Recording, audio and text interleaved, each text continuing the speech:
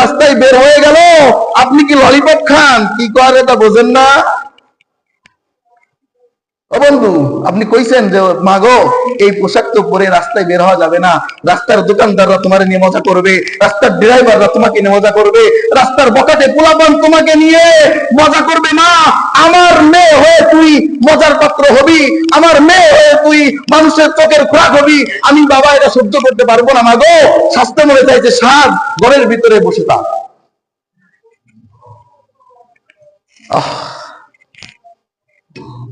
আজকে মেয়েকে নষ্ট করলো কে?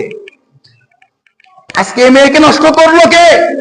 তোমার টাকার জামা, তোমার টাকার কেনা মেকআপ, তোমার টাকার কেনা সাজনী, আজকে একটা যুবতী মেয়েকে তুমি ছেড়ে দিলা।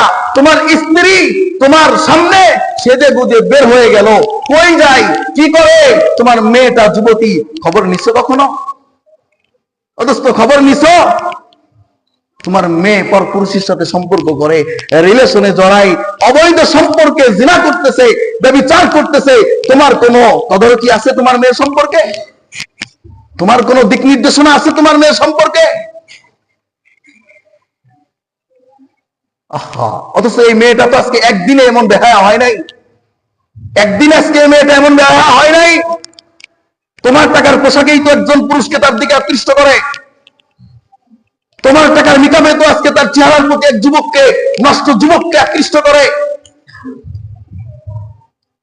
তোমার কি আজকে উচিত ছিল না তোমার মেয়েকে একটু বুঝানো? মাগো, এভাবে যাওয়া যাবে না, এভাবে বের হওয়া যাবে না। আজকে রাস্তায় মানুষ নাই, আজকে রাস্তায় মানুষ নাই, কেউ তোমার দিকে ভালো নজরে তাকাবে না রে মা।